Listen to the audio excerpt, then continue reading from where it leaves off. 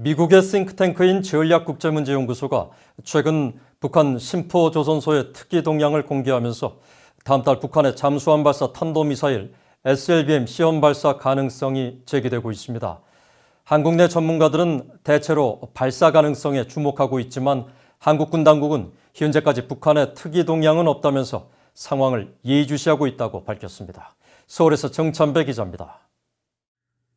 미국 전략국제문제연구소 CSIS가 최근 분석한 북한 함경남도 신포조선소 위성사진입니다.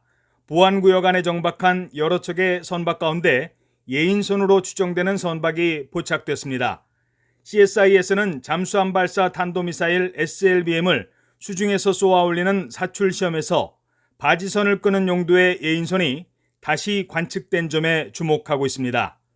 북한이 최근 건조 중인 것으로 알려진 신형 잠수함에 북극성 사명을 싣기 전 최종 테스트를 위한 것으로 분석하고 다만 단정적으로 말할 수는 없다고 설명했습니다.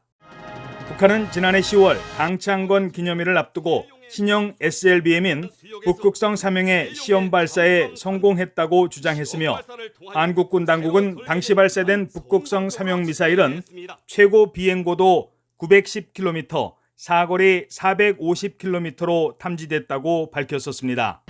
한국 내 전문가들은 북한이 현재 신형 잠수함을 개발하고 있으며 지난해 수중 사출 시험 발사를 마친 북극성 사명이 탑재될 것으로 분석하고 있습니다.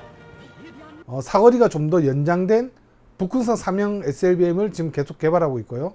그뿐만 아니라 지금 고래급 잠수함에는 SLBM을 한 발밖에 탑재를 못하지만 북한이 앞으로는 3발 이상을 탑재할 수 있는 신형 잠수함도 건조하고 있습니다.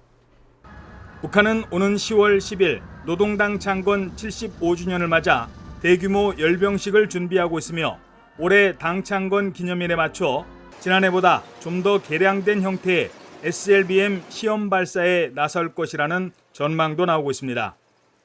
작년 10월 2일 날 북극성 사명을 쏘았고 이것을 이제 확실하게 전력화되었다는 것을 보여주기 위해서는 최대 사거리를 구현하는 그런 발사가 필요할 것으로 봅니다.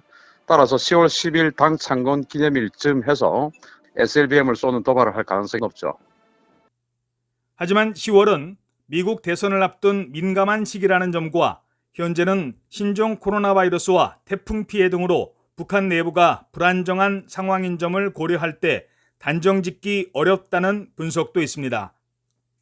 지금으로서는 할 가능성이 더 높다고 보지만 미국 대선에 부정적인 영향을 미쳐서 그것이 불이익이 될 가능성, 또 북한이 지금 내부적으로 처한 삼중고 이런 걸로 인해서 내부 단속이 더 급하다라는 판단을 하게 된다면 아마 자제할 가능성도 있다고 봅니다. 정경두 한국 국방부 장관은 지난달 25일 국회 국방위원회에서 SLBM과 관련한 북한의 특이 동향은 없다고 밝혔습니다. 하지만 북한 잠수함 탐지와 SLBM 도발에 대응하기 위해 탄도탄 조기경보 레이더와 SM-3 미사일, 해상 초계기 등 방어 무기 체계를 보완하고 있다고 밝혔습니다. 최근 북한에서는 태풍 피해가 잇따르고 있지만 SLBM 발사 기지로 알려진 북한 신포조선소 일대는 현재까지는 큰 타격을 받지 않은 것으로 알려지고 있습니다. 서울에서 VOA 뉴스 정찬배입니다.